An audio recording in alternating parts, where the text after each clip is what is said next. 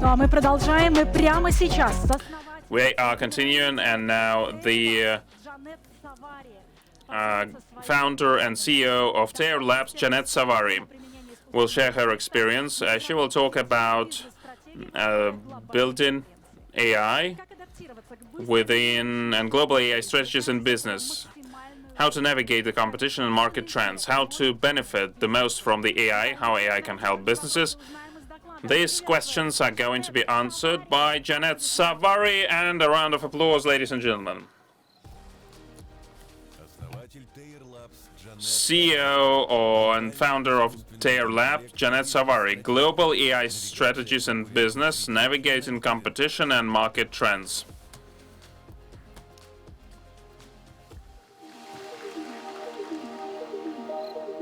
Hello, everyone. It's great to see all of you here in beautiful Moscow. My presentation today will be about global AI ESG strategies. And I will talk about how we can navigate competitive landscapes and market dynamics using AI and a little extra thinking. So before I get into my presentation, I'd like to introduce myself a little bit more. I'm the one who sits at the back of the room. I'm a programmer. I studied computer science and engineering. 大家好，我学了在中国。And I'm also the person that sits in the middle of the room. I observe, I watch, I write articles. I'm a writer. And now, I'm the person that stands in front of you.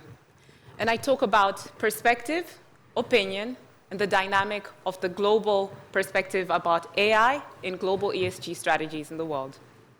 For more information, you can connect with me on LinkedIn. So, what is AI ESG? I'm pretty sure everyone in here knows what AI is. Thank you for the 3 hands in front. And I'm sure we're familiar with what ESG is. Okay, 4 hands. Thank you.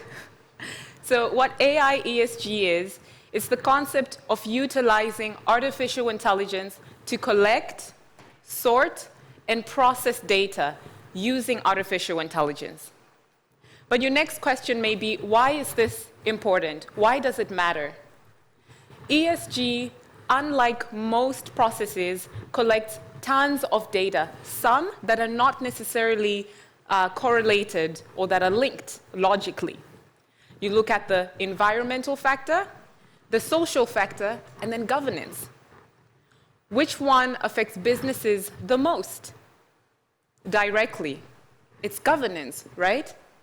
What you do in the office, what the board members decide on, how you structure a business, and how compliant it is. This is what directly affects the business. But how does it affect to the environmental and social factors? Not really direct, but indirect. So, why does this topic matter? It's because AI is able to help bridge the gap of sentiment. But why can't we do that? You're a thinking being. I'm a thinking being. You have sentiment. I have sentiment. Why can't we do that? It is because we get biased. It is because we are the lived experiences we've had since childhood.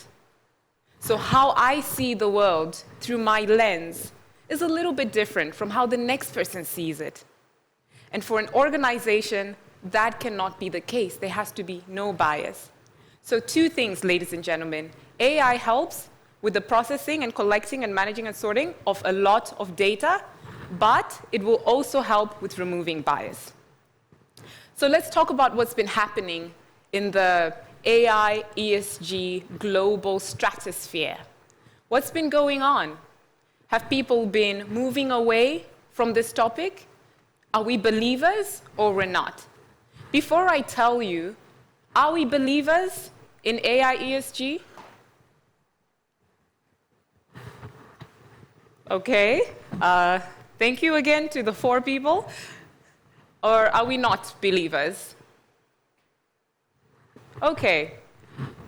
I'm good at this game. I do it a lot. I can sense you're not sure You're not sure which team to play. Well, I hope by the end of my presentation, you will play for the AI ESG team. So this is what's been happening. Policy and regulation has been on the rise. More than 500 S&P companies, 50,000 S&P companies have been recently forced to actually release their AI ESG reports. Market pressure is on a high. 33% of CEOs in India say, based on sentiment, that the principal downside of failing to meet stakeholder expectations will impact them financially based on how their consumers feel. Remember when I spoke about sentiment? This is where the conversation gets really interesting. Emerging ESG sub-metrics also come up when you talk about sentiment. Have you ever gone to a store and said, today I want to buy a jacket because it's cold outside? Maybe this question is for the ladies. Then when you walk into the store, you can see the jacket, it has the price, but then you start to see different brands. And you start to think, maybe I want this brand because this is how I feel. Or maybe I want this brand because this is how I feel about that brand. Similar to AI ESG, they are sub-metrics or sub-benchmarks that do affect the outcome of not only how AI interacts with collecting ESG data, but processing it as well. So the other opportunity of having AI process the data is being able to find the fine marks where there's cross-links in data that is being collected. Furthermore, in the global AI stratosphere, some of the trends we have been seeing have to do with regional sentiment. So what does regional sentiment mean? Sorry. Regional sentiment is about, in a certain part of the world, do we really care about ESG? Is it a priority? I come from the beautiful continent of Africa. ESG matters to most businesses there, but I wouldn't say it's a priority. Why? Because some businesses are looking at things like infrastructure. To be able to collect ESG metrics with technology like AI, you need to have relevant infrastructure set up. That is the foundation, no? That infrastructure includes connectivity to the internet. It includes the ability to be able to have cameras that can conduct computer vision, computation, and collecting of data. It includes a lot of things. So for 42% of CEOs in India, India will be my case study, they expect ESG investments to yield returns of 3 to 5% in the next coming years. I will talk a little bit more about return on investment, but for now, I want to go back to infrastructure. When we talk about AI broadly, it's easy to think of ChatGPT, to think of Yandex GPT. But it's also easy to forget that we are in the era of big data, tiny ML, and edge compute. It's the era of semiconductors, ladies and gentlemen, the era that allows low resource computing, high resource computing on a low resource hardware. Being able to have more computing capacity on a nanometer, on 7 nanometers, on 4 nanometers, or even smaller than that. But why is that infrastructure important as well? That is going to enable businesses to compute much more, to process even more data than before. So being able to think about the semiconductor narrative and how cost efficiency comes with big compute is really key. Back to the fun stuff. So the AI ESG competitive landscape looks something like this. If you want to take a picture, this is the perfect time. Earlier on, I did mention 50,000 S&P 500 companies were required by the EU to submit their AI ESG reports this year in 2024. That's about 90% of S&P 500 companies in the EU. Another interesting metric In Asia, specifically Japan, ESG investments are expected to grow over 20% in the next 5 years, compounding. That is a huge return on investment. And what does that mean?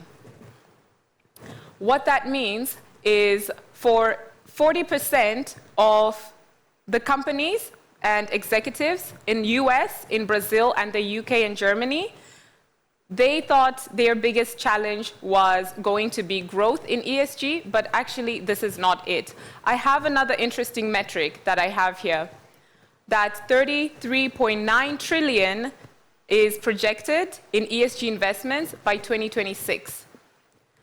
And a final metric that I want to share with you that might be interesting, we are going to be in 2025 in a few days, but this second one is also about 2026. ESG investments are projected to be more than 20% of assets managed by 2026. And that is a huge number.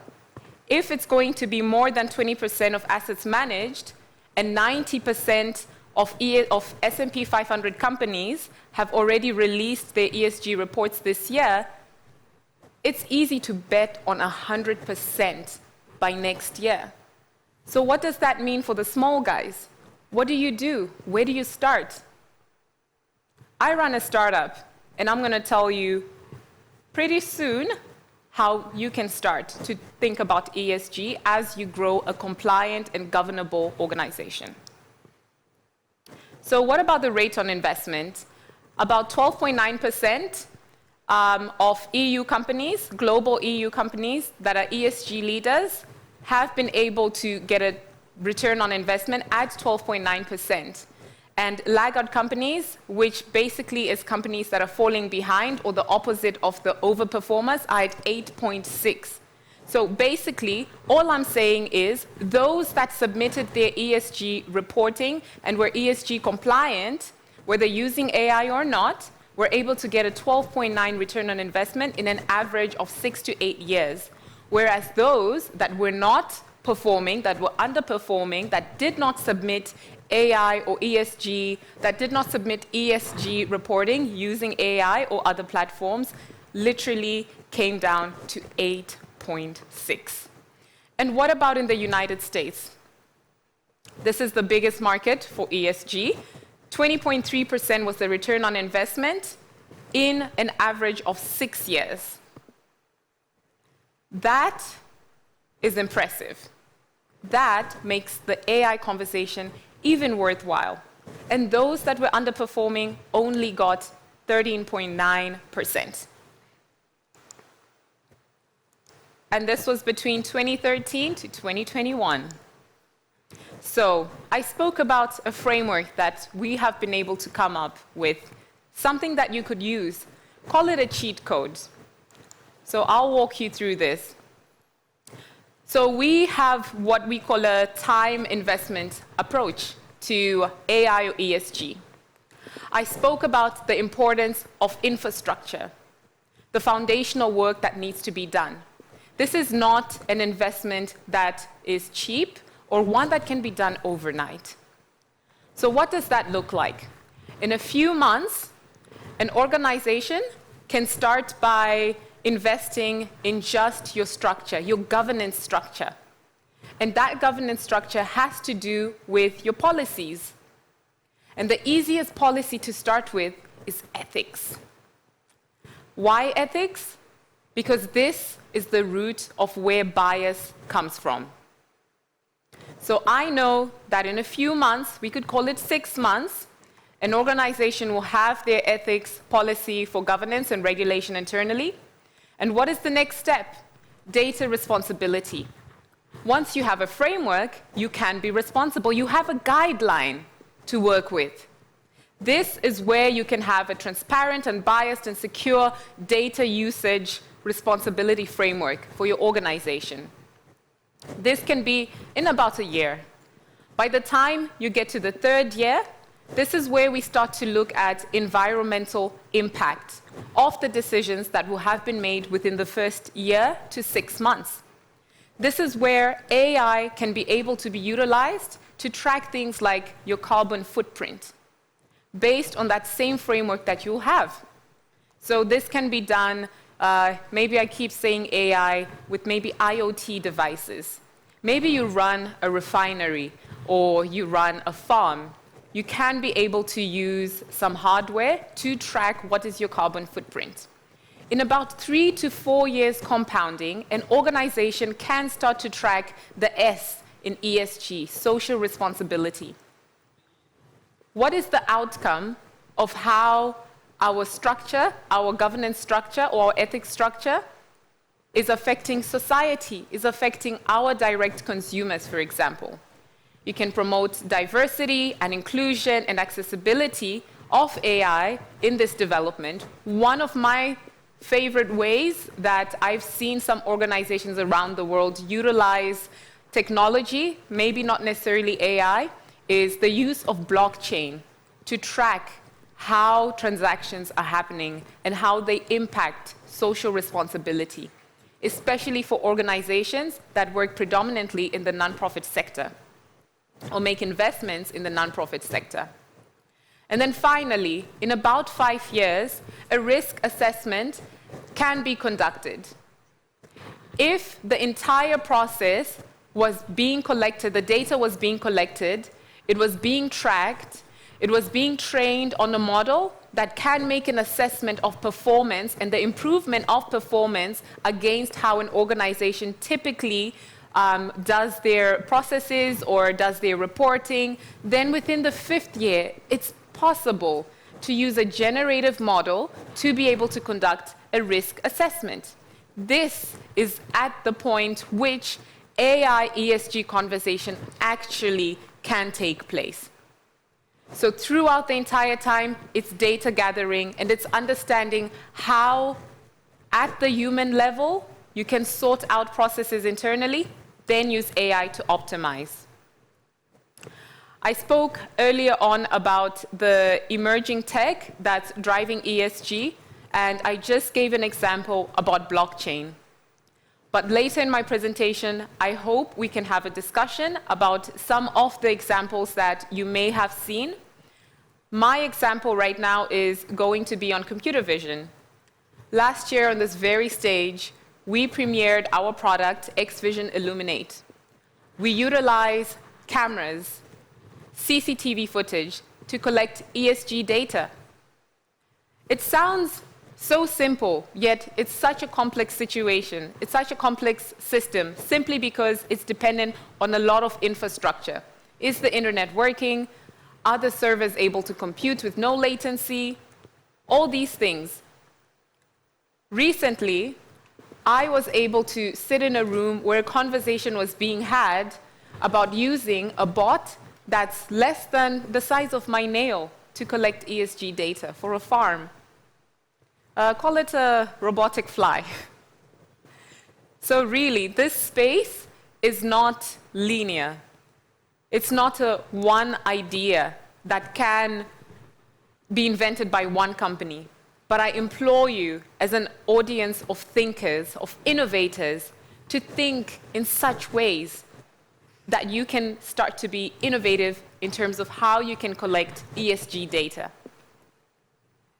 Processing is another conversation. For now, I implore you to just be creative about how we're going to collect.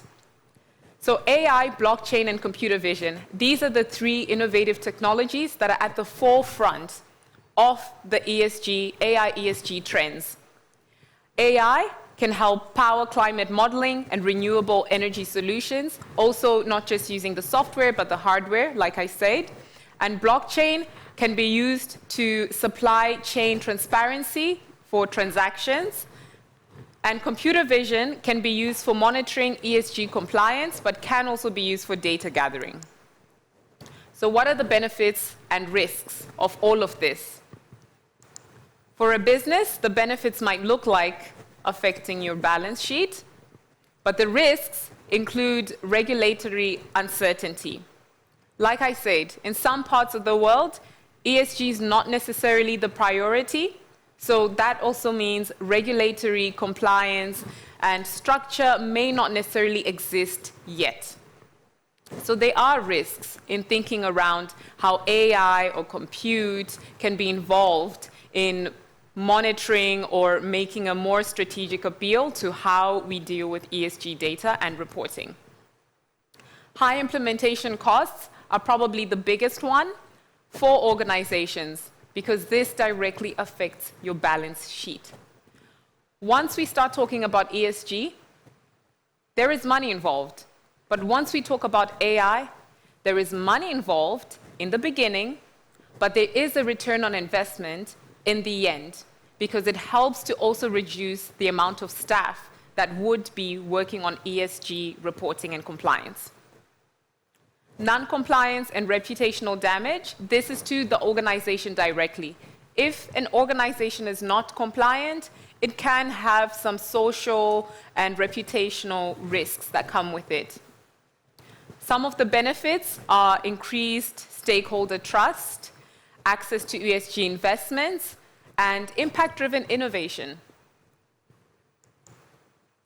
A future outlook.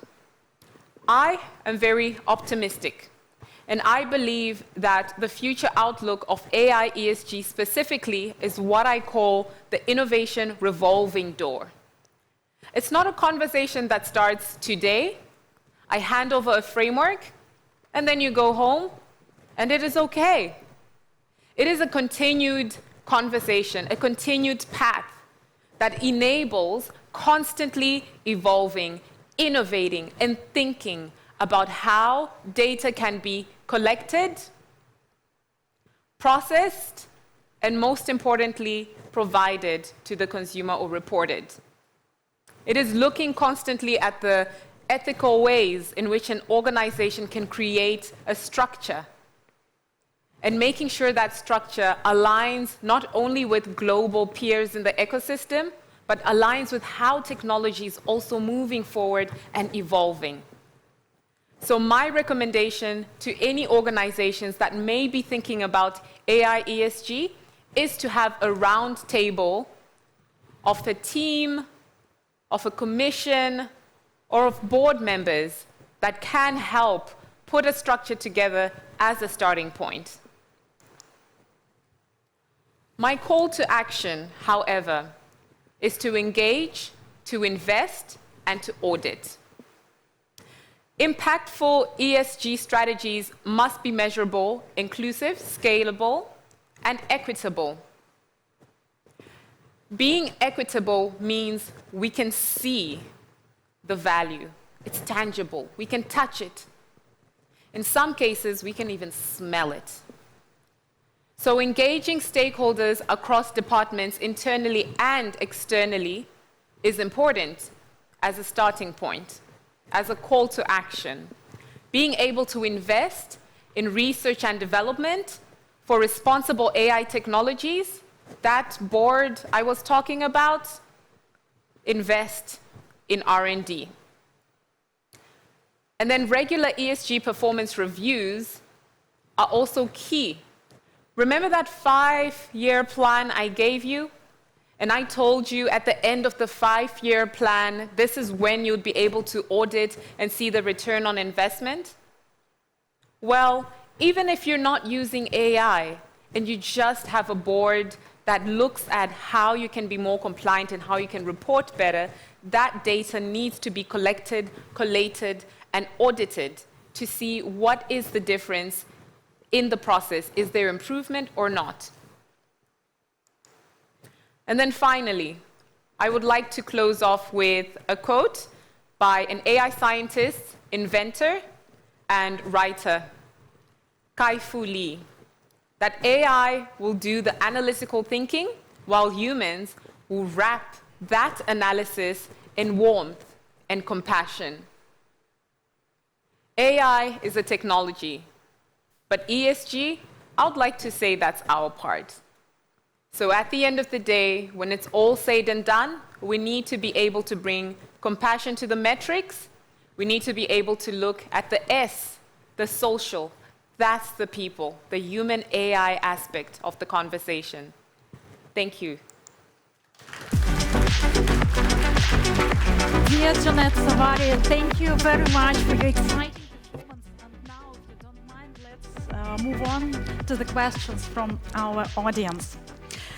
We also have a lot. And the first one is, what practical cases in AI ESG field inspire you personally? I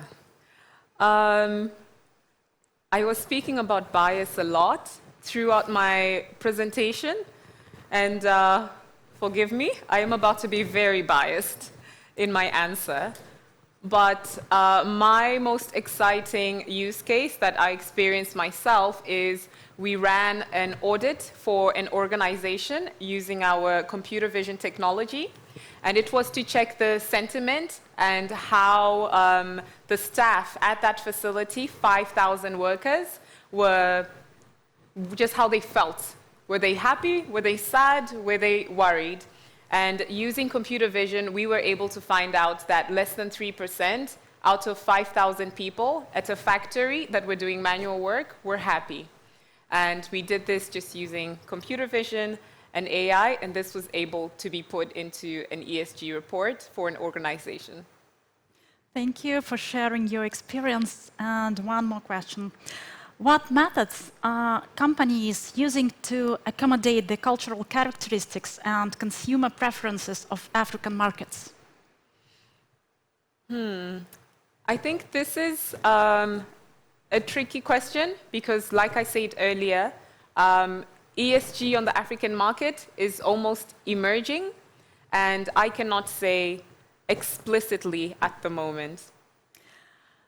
Do you think it would be possible to create a unified system for the regulation of artificial intelligence? Yes, absolutely. I think if there are too many disparities in what the beliefs are, in the approaches to the technology, I think it can have some serious implications. So being able to have a standard framework, for example, or an outlook that is to some degree aligning to a unified thought and sentiment is very helpful and beneficial. Thank you very much. Thank you for answering our questions and for sharing your vision. Thank you. Janet Sawari, applause to the speaker.